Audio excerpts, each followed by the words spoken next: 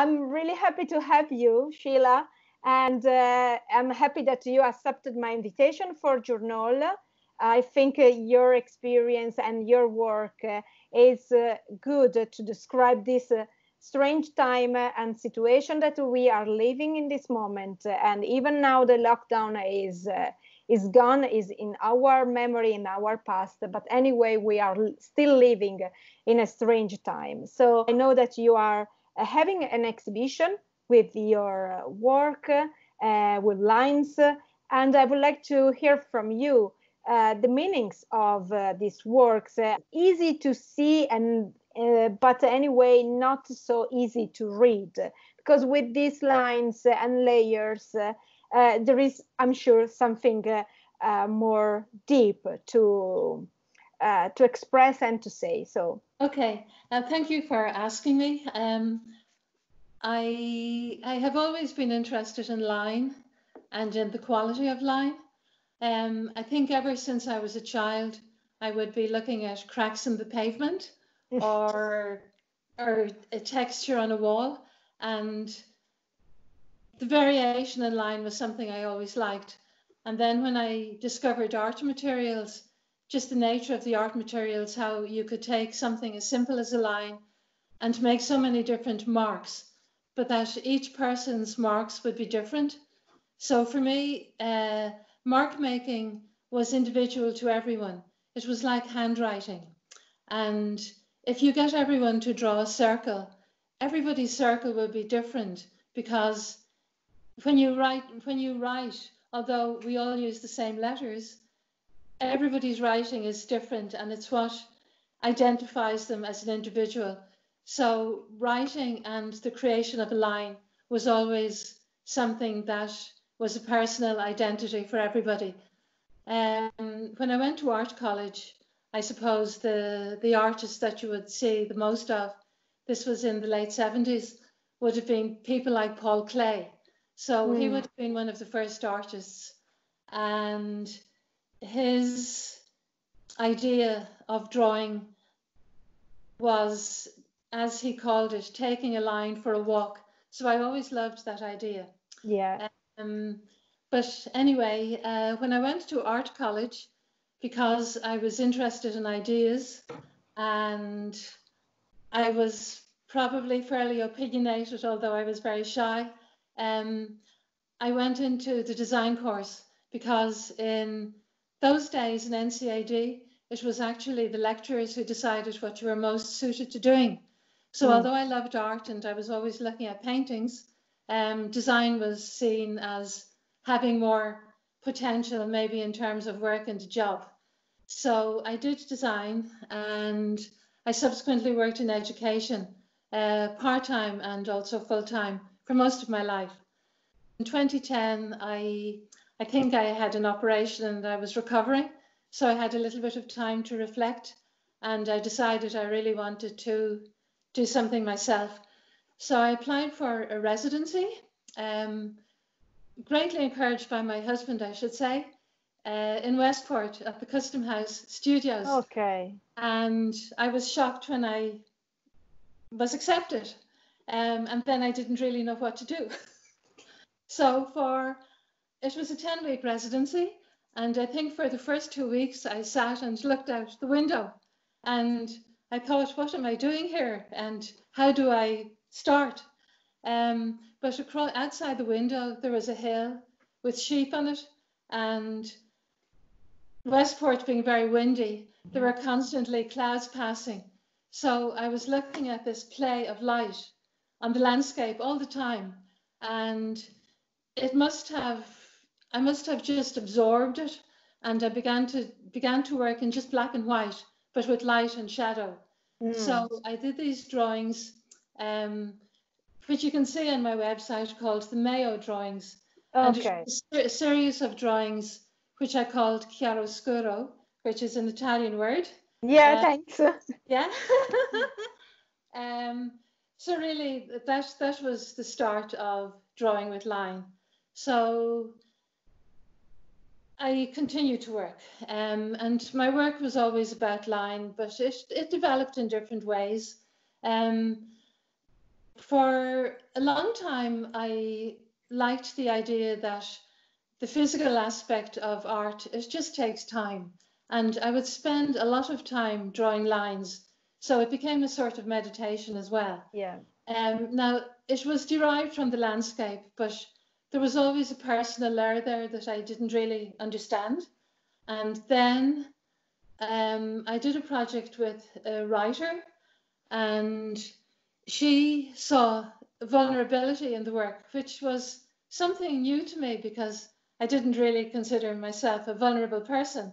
But then when I began to reflect on the nature of the work that I was doing, I realized that a lot of it had to do with a sense of loss. This particular writer had lost her mother when she was 12, so she had a lot of issues to contend with, and it was a huge loss in her life.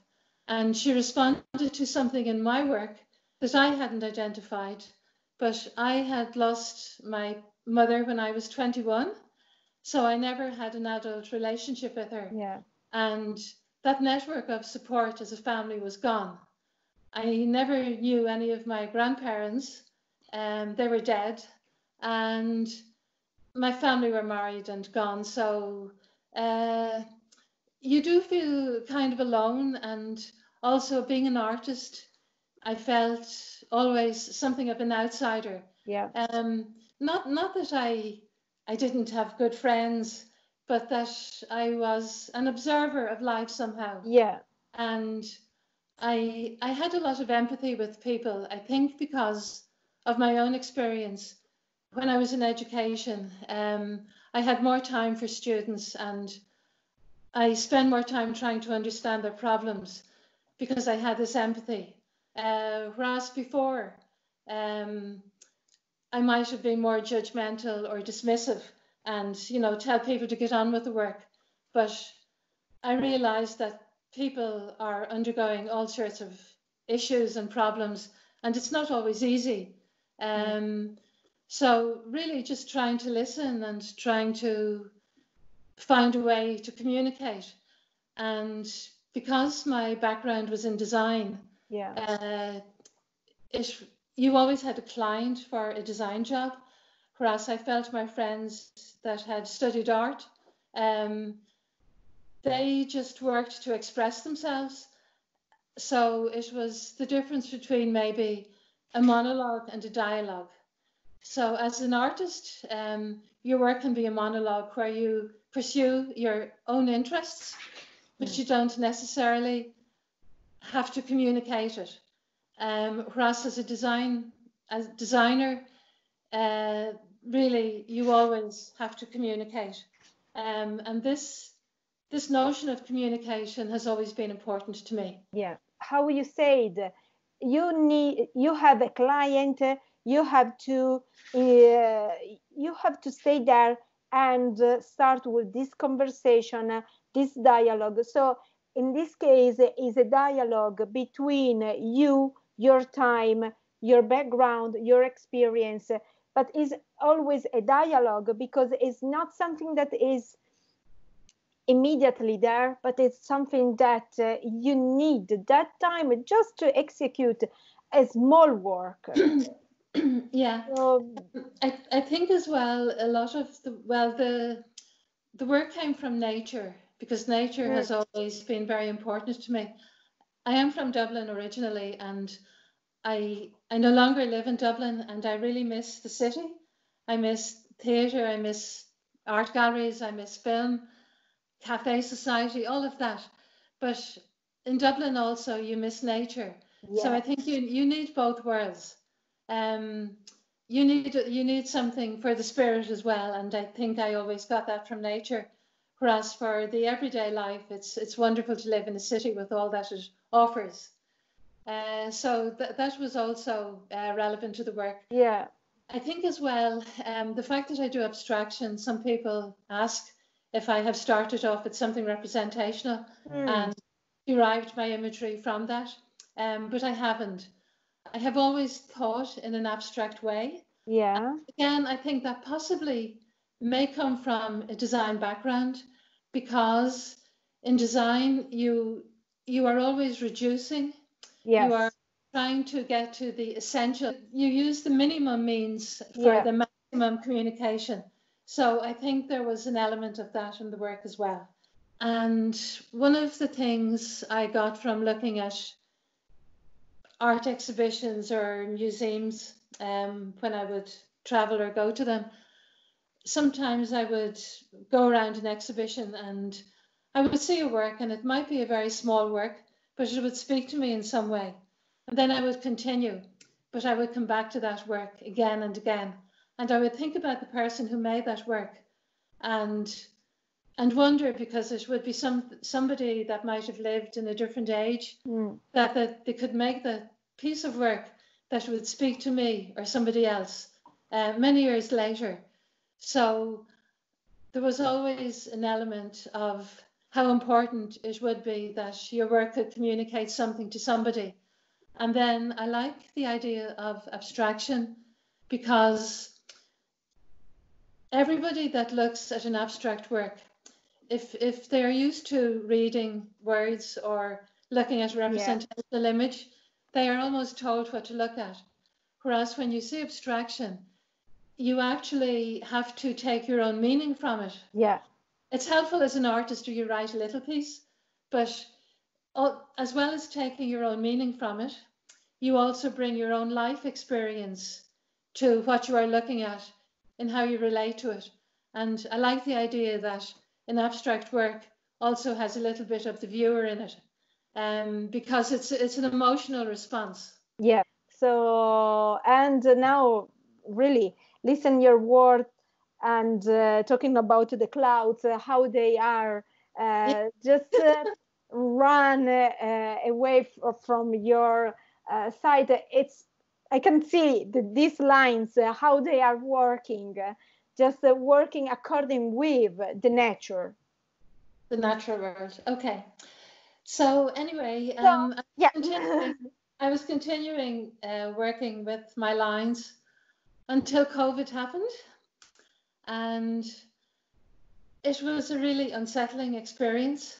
The idea that a virus, something unseen and something invisible, could be so insidious.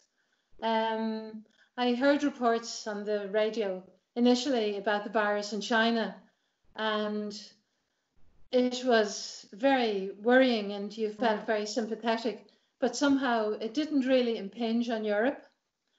And then as it spread and we began to see news on the television, I think everyone will relate to the horror of what was happening in Italy. Yeah. And my husband is Italian, so we know that part of Italy because one side of his family originated there.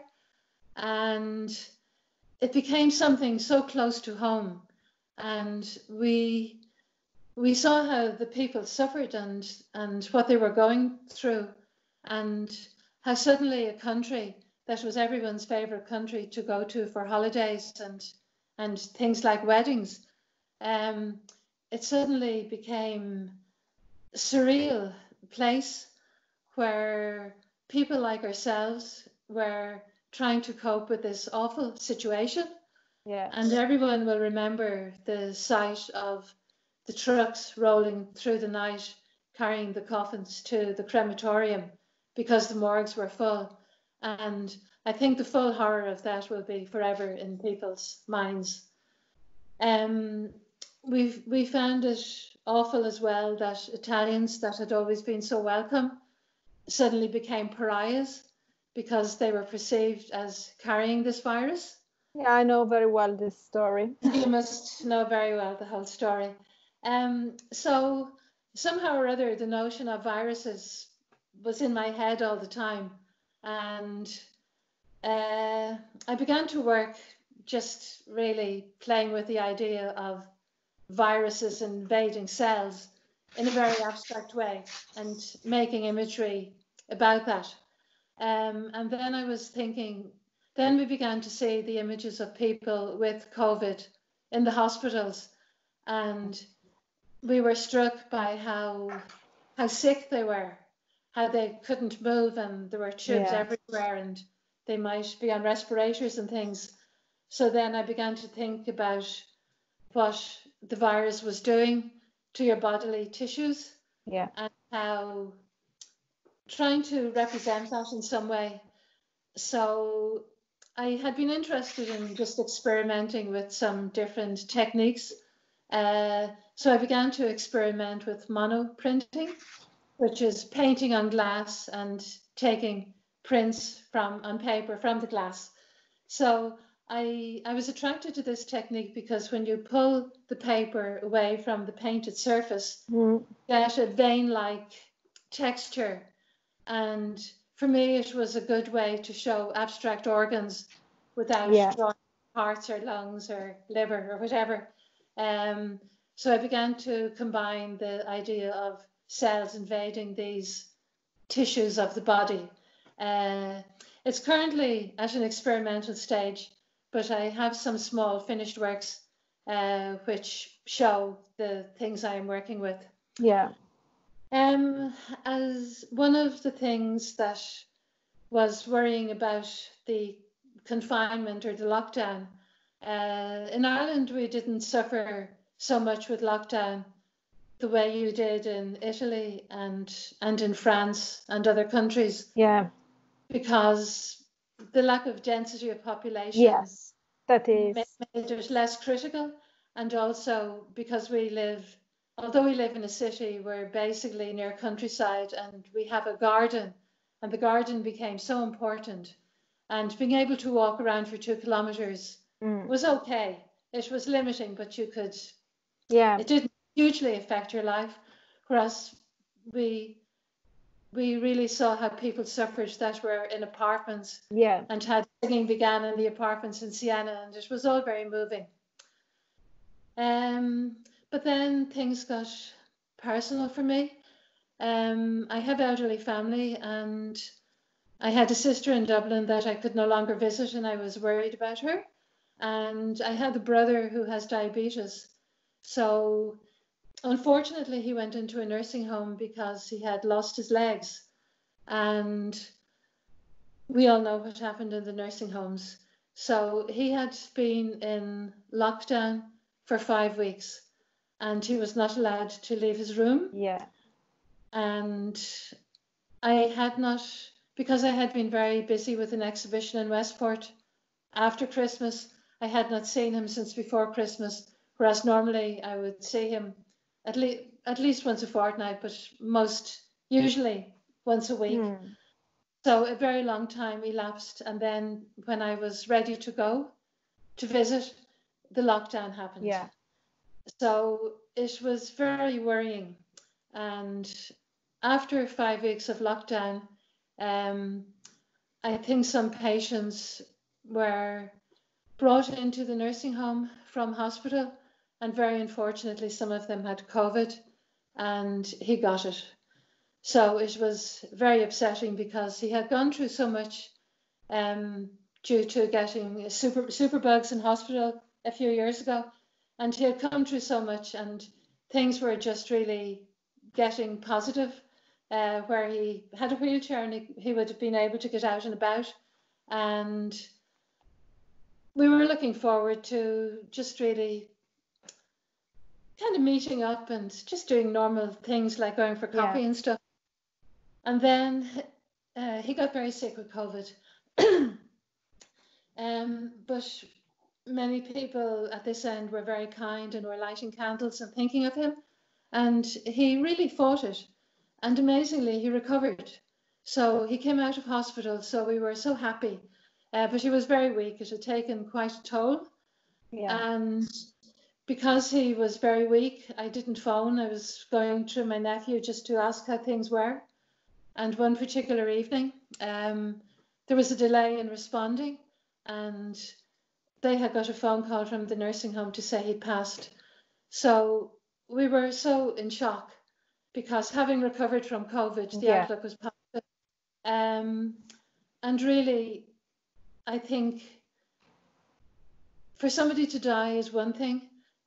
For somebody to suffer and die in the way that so many people have from COVID, where they cannot be with their families, You cannot see somebody, you cannot speak to them. He died alone, and the grief it's very difficult. Yeah. And I am aware I am not alone in this grief, but everybody's grief is personal. Yeah. And grieving is not something that happens and then it's finished. You will think about something, and you will think about something you should have done, or how somebody has suffered and nobody could help them, and how they must have felt abandoned with people in masks. And you can't really go there in your head because it is so upsetting. And I think it will take anybody who has lost somebody, I think it will take them a very long time to come to terms of ever. So I feel I have been really marked by COVID. Yeah. And I think many people in the world have been marked by it in different ways. So that really has been my experience. These kind of stories that we have to just to keep and bear in our mind to build a new, better reality for the future. Because if we don't have a vaccine, or we don't have a global solution, people, they will continue to die in Europe, or like now in America and South America, that where the situation there is still so awful. critical. Yeah, I think it affects you in other ways. I think people now will be a bit afraid to travel too far away. Yeah. Because they will worry, if something happens, will I be able to get back? Yes, that is my problem, for example. Exactly my problem. So I think there will be lots of issues and anxieties. You know, before COVID happened, the art world was describing our current world as the age of anxiety. And mostly it was to do with climate change.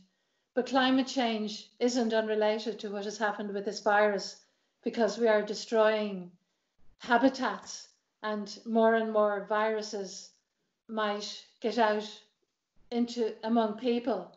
So I had some realizations as well, I suppose, because of what has happened. One of them was that we have to think collectively and not individually. Yeah. And you saw it with Italy, that although you are part of Europe, help was a long time coming. I remember being shocked many years ago when the war in Croatia happened, because that was also in Europe, and that a country could become so isolated and so war-torn, and that Europe couldn't really intervene. So you feel safe in Europe in some ways until something happens. And it's a virus now. One time I used to think that I was very happy that I never had to live through a war. Yeah. Because I would hear older people talking about the war and rations and something, but then you would maybe go to France and visit the graves in Normandy, and you realize how horrific it all was. So I was always grateful not to have to live through a war, but I never expected that I would be living through a pandemic and all that brings to bear on your life. So we do have a new normality now, and life will never be the same again. No. That is sure. For young people who grow up with it, maybe they don't know different. But it will also have affected them in terms of maybe the lack of education and being at home. And in some cases, it will be good for people because they have more time to reflect on their lives. But for other people, it has brought great sorrow. Yeah. So it's universal. It's everybody somewhere in the world is hurting. Yeah. And maybe hopefully it makes us more human and more willing to be there for other people. Yes. If that happens, that will be something good. Yeah, no, And for a real sense of community, yeah, because what I can see that like Europe, we are all the time talking about the European community, but when this disaster they are happening, is just the European community is disappearing. There it is is. Yeah. not help. It's just okay. This is your problem. You have to fix it with your energy, money, or whatever you need, and is not really a behavior of a community. Because if there is a problem, we have to act like a community, helping each other, and uh, Absolutely. and especially because I think it's important now more probably than before cooperate. All the world has to cooperate because this virus it is not anymore a Chinese problem like Trump is still calling like not COVID but China's virus. It's Right. not anymore Oh, an Italian problem because we were not able to just control the virus. It's really a planet. This is a pandemic. yeah. So we have now to just to think not anymore to our own personal interest, but help each other. Firstly,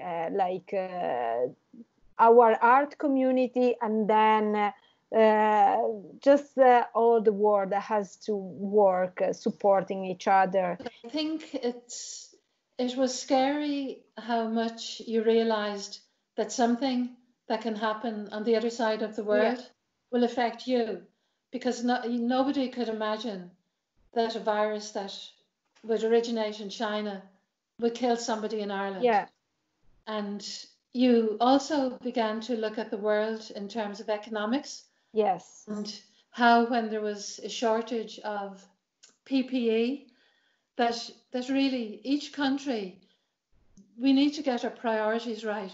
We need to be self-sufficient in the essential things and really only export luxuries yeah, or excess. That the crazy thing of all this transport and constant aviation that's polluting the planet, we need to draw back and prioritize nature and prioritize human life, yes. because until you have those priorities right, No, nothing this else makes consumistic, sense. yeah, Yeah, this consumism is, and capitalism is now uh, probably creating this problem, probably not directly the virus, but anyway, we are arriving close to the collapse of our world anyway. So, and I think now this year new works they are expressing very well this climate of this new reality, and especially what's happening, even they are abstract in the body of people that they are suffering for the lost or the people that they passed away. So I think they are really representing this time very well. So thank yeah. you. It's an ongoing project, and I am Yeah, still experimenting. But I am using more black paint, which I don't normally use. So I think it is all getting a little bit darker. Uh, yeah, but maybe this is good, because it is dark and we can't avoid the reality of what has happened. But we must learn from it, I think. mm, So hopefully this awful period will make people stop and reflect, um, and not be too busy to think about what really matters. yeah. Gave this personal point of view and your experience of this really strange time. And thank you for sharing your art and really your experience. Thank you so much. Okay, thank you. Thank you.